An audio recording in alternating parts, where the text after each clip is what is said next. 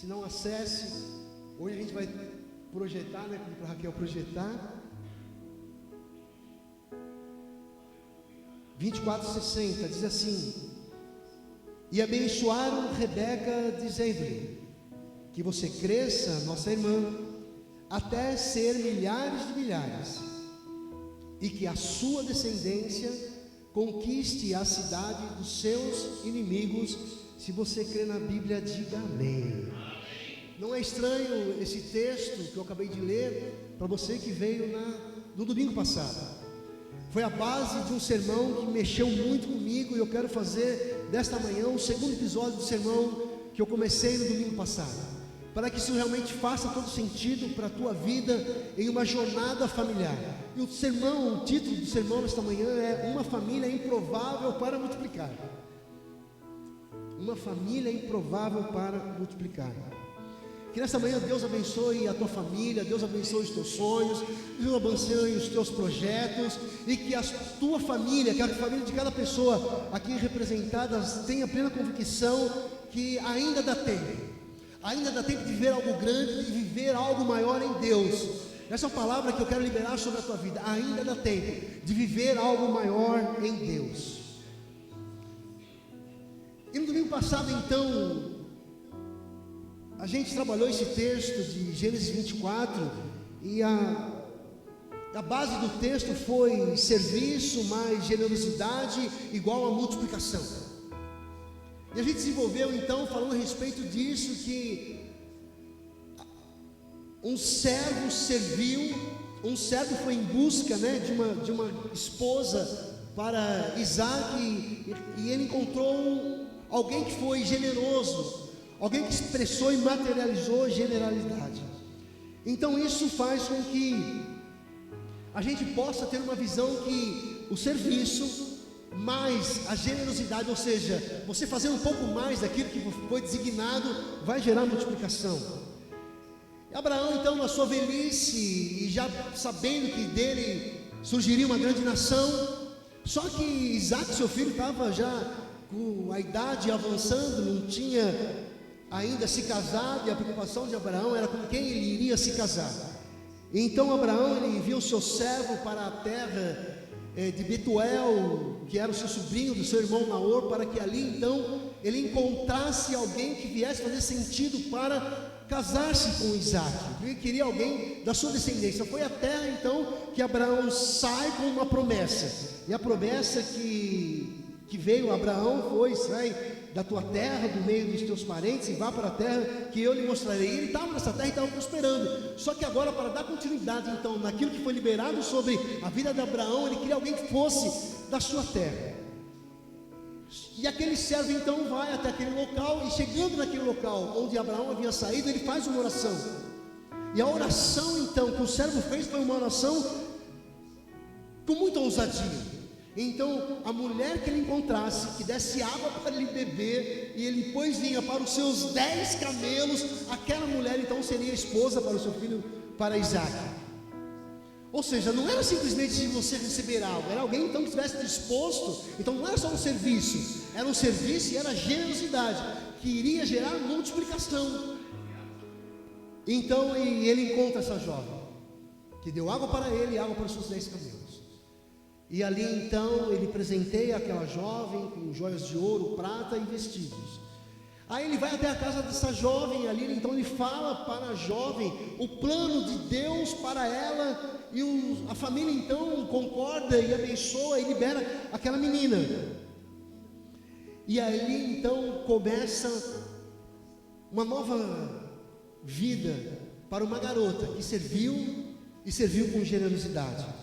Então o irmão dela abençoou: que você cresça, nossa irmã, até ser milhares de milhares. Rebeca sai debaixo de uma profecia, mas em Gênesis 25 tem uma revelação no texto. Então até então era garota para ser a filha de Isaac, herdeira de Abraão, que faria a diferença, início de uma grande geração.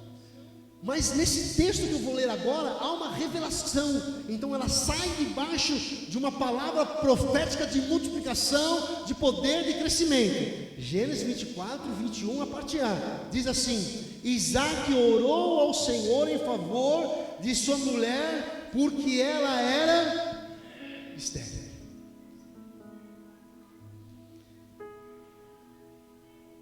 Ou seja, agora que começa as coisas a caminharem de uma forma um tanto quanto diferente. A mulher encontrada, sobre ela uma palavra, os irmãos abençoam, mas ela estava estéril. Abraão e Sara, Isaac e Rebeca, Jacó e Raquel. Deus faz promessa de formar a maior família do mundo, e as 3 primeiras gerações da maior família do mundo eram de mulheres estéreis. E é surpreendente que a maior família do mundo nasce de ventres, então, estéreis. Você consegue, então, a pensar em como que Deus trabalha de formas a qual confronta as nossas realidades dentro das nossas casas, no meio da tua família? Quantas palavras você já recebeu de profecia, de crescimento, de avançar, de cura, de libertação e de salvação? Mas parece que cada dia que passa está mais difícil de acontecer.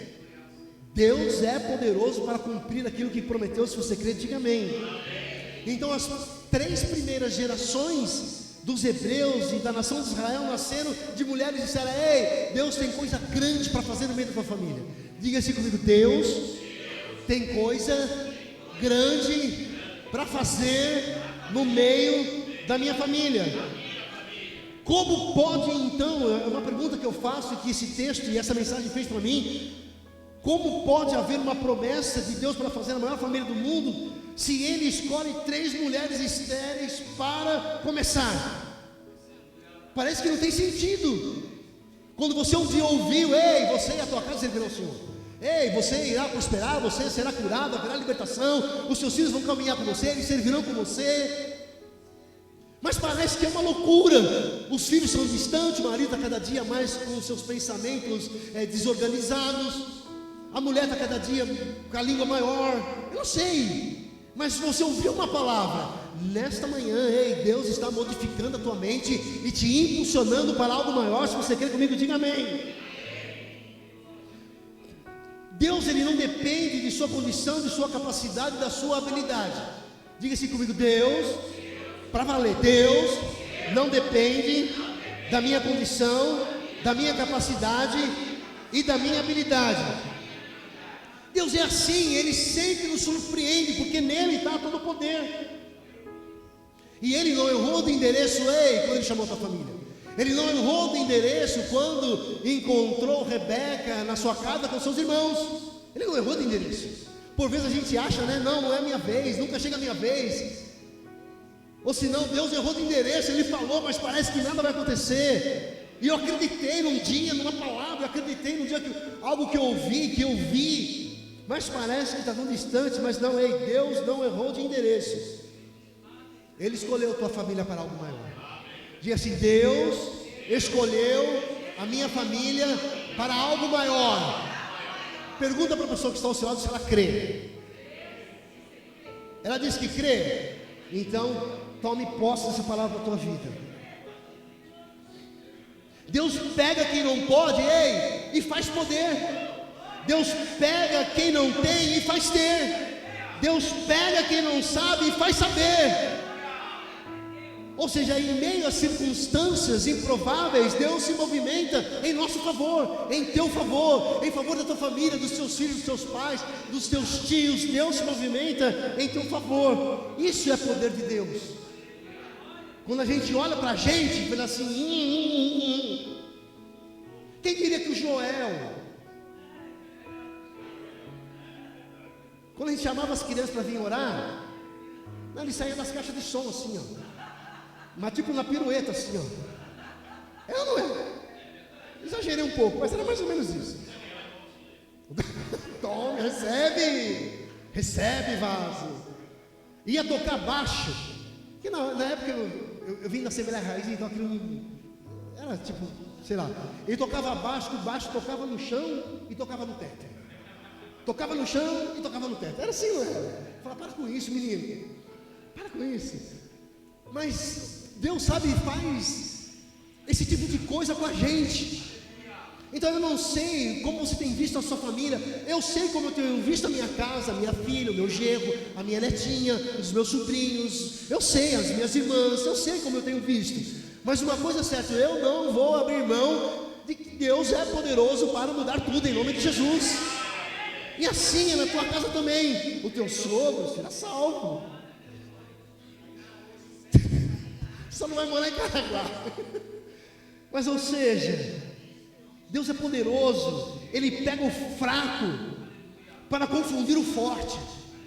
Esse é o Deus que nós cremos. Ele pega o indouto para confundir o sábio. Ele pega o pobre para confundir o poderoso. Esse é o Deus que nós cremos. Esse é o Deus que modifica a família, transforma lares. Esse é Deus que age no nosso meio. Esse é o nosso Deus. Ele não precisa que você seja. Guarde isso no seu coração. Deus não precisa que você seja. Pergunta por quê? Porque Ele é. Ele é. Ele é. Ele é. Você já parou para pensar então que essas gerações, elas surgiram, nasceram de quem não tinha condições? Eu não sei quantas vezes você olhou para a sua vida sentimental, você que é solteiro, ou está solteiro, ou solteira, e disse assim, não tem mais jeito, não tem mais condição, é tudo igual. Ei, tem sim, tem sim. Deus fez dessas gerações que as mulheres, o casal, eles eram estéreis. Aquilo que impulsionou a maior família do mundo. Se Ele fez isso, Ele pode fazer com a gente também. Quem crê nisso? Deus pega quem não tem condições de construir e faz construir.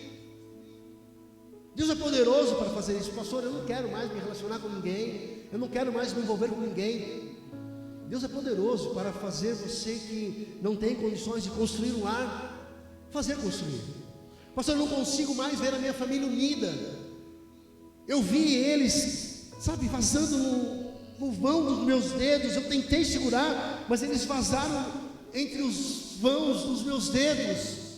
Você dizia, eu não conseguia, eu falei na missão, eu não fui mãe o suficiente, eu não eduquei o suficiente, eu não encorajei o suficiente, eu não dei amor o suficiente. O pai eu não cuidei como deveria ter cuidado, eu não fiz o que deveria fazer. Não cuidei da minha esposa, dos meus filhos, do meu lado, da minha carreira profissional, da minha vida financeira, da minha saúde, da minha mente, do meu coração, dos meus sentimentos e das minhas emoções. Eu não consigo. Eu falei na minha missão de construir uma família. Ei, Deus é poderoso para fazer. Quem não tem condições de construir, um construtor. Se você crê, diga amém, vai. Então aplauda ao Senhor, que você possa entender que em meio às tuas fragilidades, Deus é poderoso para fazer você ser.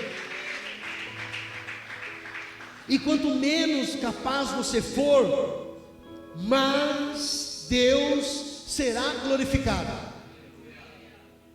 E às vezes a gente olha, quantas vezes vocês pais, né, maridos, olharam para você e digam, eu falei, sabe, a gente está assim porque eu errei na minha missão, eu deveria ter feito em outro tempo, os meus filhos sofreram, a minha esposa sofreu porque eu falhei. Ei.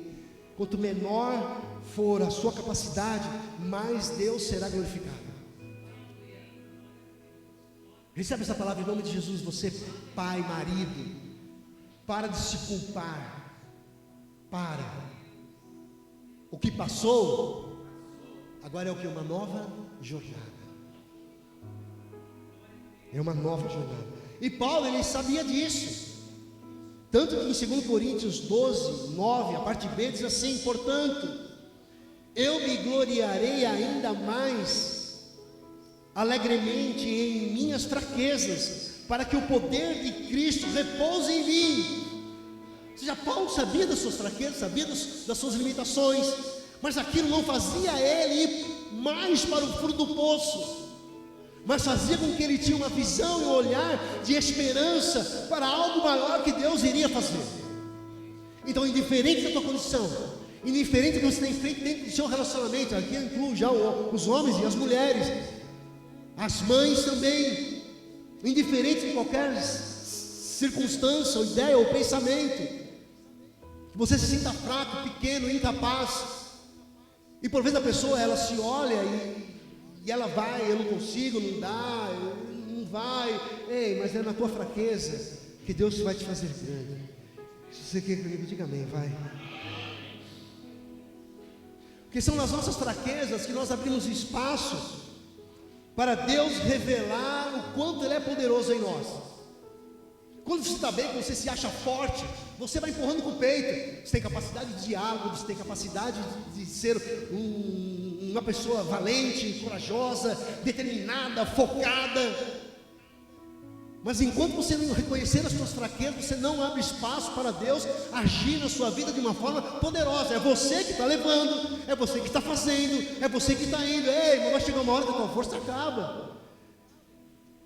Eu, alguns anos atrás, tinha uma disposição. Hoje tenho outra disposição. Isso aconteceu só comigo. O seu dia vai chegar também. Para alguns já chegaram. Ou seja, sabe, é na fraqueza que Deus faz com que a gente seja grande. No reino de Deus, não é exposto sua força que as coisas acontecem. Não é você expondo as suas forças que as coisas acontecem. No reino de Deus não é assim. Aqui na terra é assim. Sozinho assim, você faz a sua força. Mas no reino de Deus não. No reino de Deus é totalmente diferente. No reino de Deus, quanto mais você expõe sua fraqueza, mais existe uma ação de Deus em sua vida. Você pode até se achar o bom, a menina, você pode até se achar que alguns se acham, mas tenha por certo que quando você entender das suas fraquezas, Deus é poderoso para trabalhar na tua vida e te fazer realmente uma pessoa grande. No reino de Deus é assim, olha, então, e é Deus então dizendo para a gente, ó, coloque diante de mim o que você tem de pior, pois no teu pior eu faço o meu melhor. Pega essa palavra em nome de Jesus. É como se você, é no teu pior que Deus então faz o melhor dele em você. Enquanto você está relutando e lutando e achando que você pode levar no relacionamento com a tua família, no relacionamento com o teu cônjuge, enquanto você está se esforçando e a ideia, o que eu li, o que eu vi, eu vou aplicar, eu vou colocar, e eu vou convencer, eu vou fazer, eu vou trazer, e eu vou, ei, mas é na tua fraqueza, sabe, é no teu pior que Deus faz o melhor dele. Quando então a gente encontra força na fraqueza? Quando você abre espaço para Deus entrar. Esse é o momento então que Deus age em nós de uma forma diferente. Quando nós abrimos esse espaço para Deus agir. E por vezes nós vamos fechando, vamos cauterizando, nós vamos impedindo Deus de agir. Não tem nada a ver. Imagina, é exagero, não é bem assim, não é bem assado. Fala demais, fala muito, boca aberta, não precisa nada disso. A Bíblia agora, eu faço uma nova leitura, uma nova ótica, uma nova visão.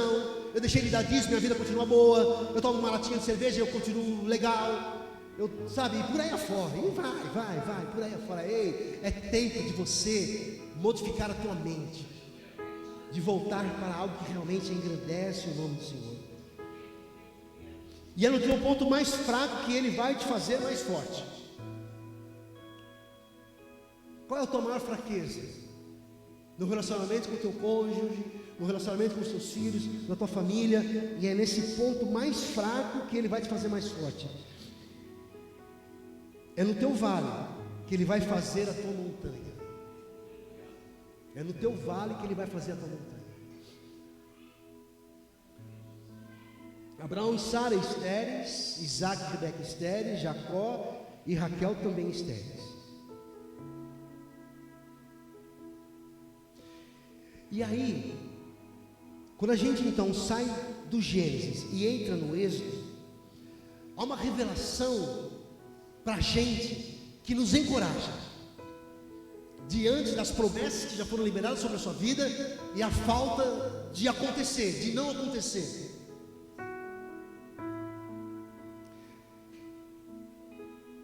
Então as parteiras, elas são, há uma ordem sobre a vida delas, e elas se posicionam dizendo assim, ó, se, as parteiras dizendo, né, se tem mulher com o dom da multiplicação, são essas hebreias. As parteiras dizem isso.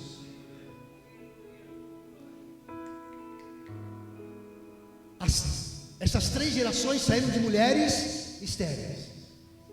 Só que agora há uma movimentação de Deus, um movimento de Deus em favor daquelas mulheres então que eram estéreis, e agora elas se tornam as mulheres que mais reproduziam a criação de Deus.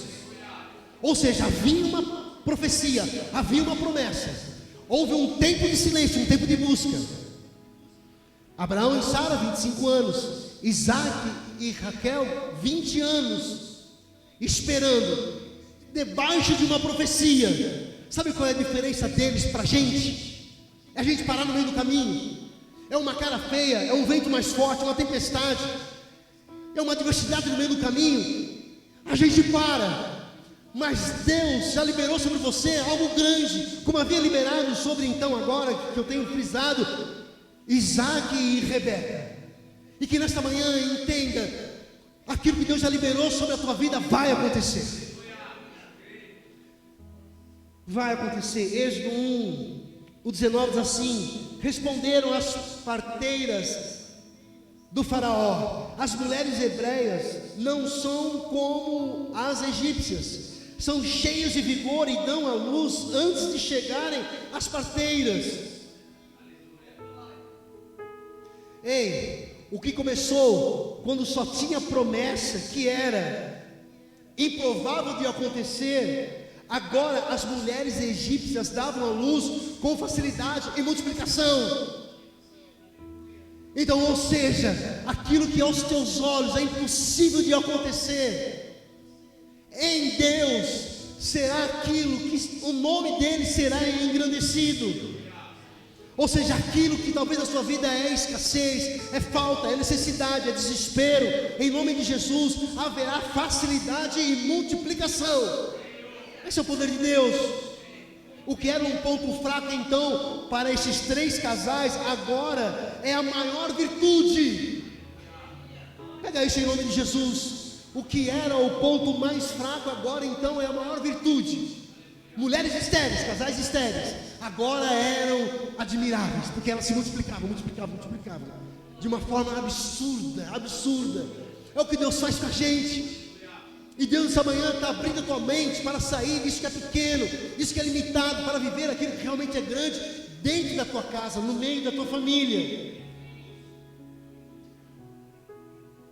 E o que um dia na tua vida foi ponto fraco, Deus vai trabalhar e agir, e um dia vai ser a maior virtude que verão em sua vida.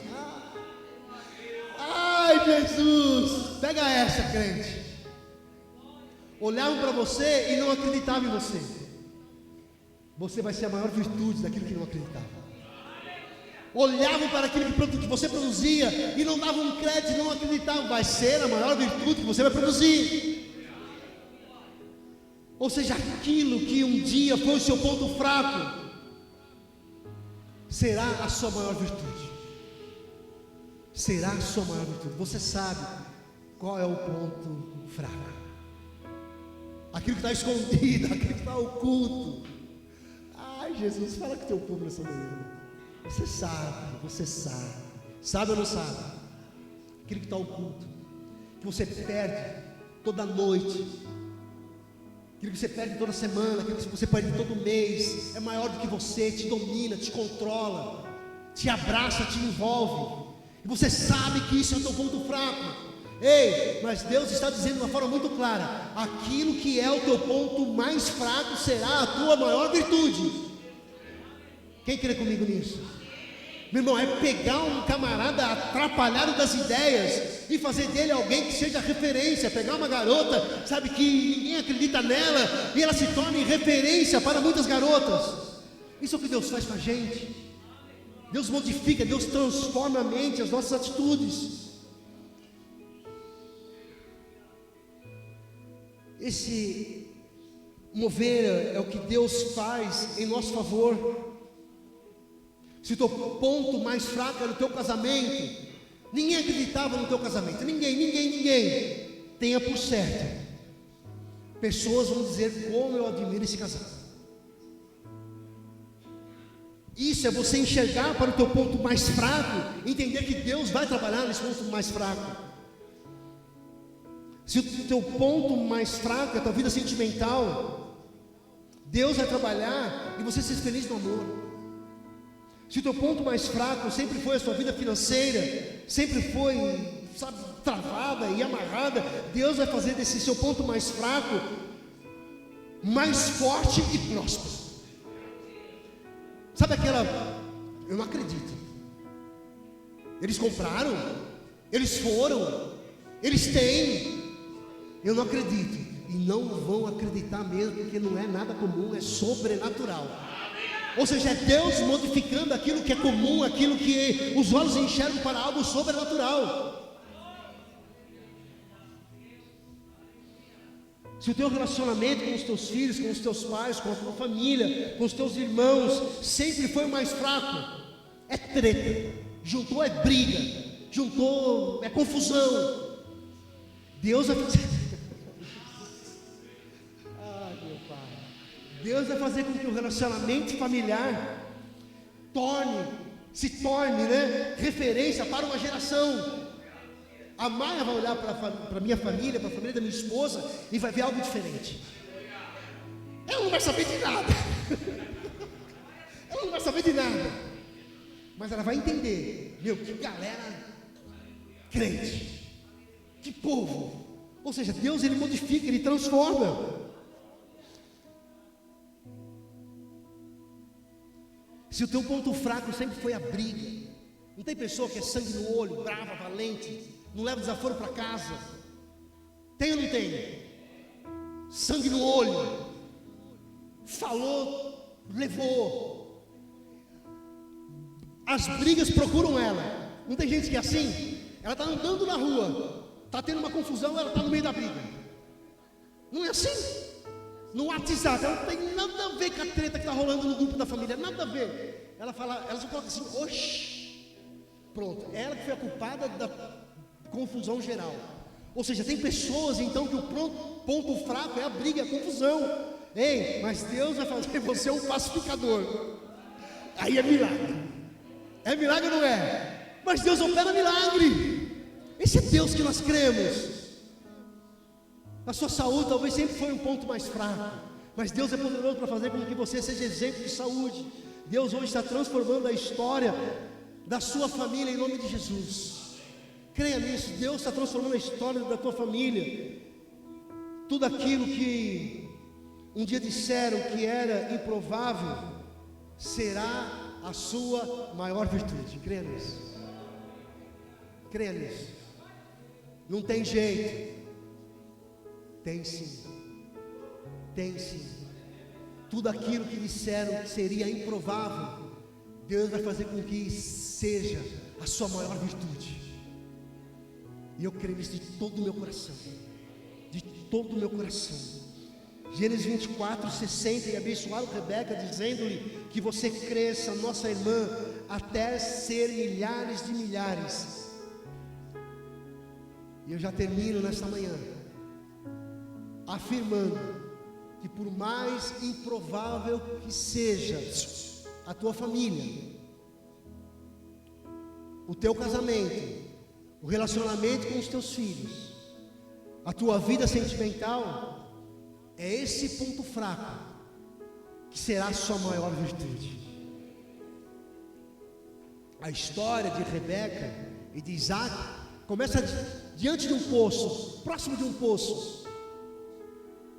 E nessa manhã o meu desafio é: se aproxime do Senhor Jesus, que dele fluem rios de água viva. Fique em pé no teu lugar, vai. Feche teus olhos.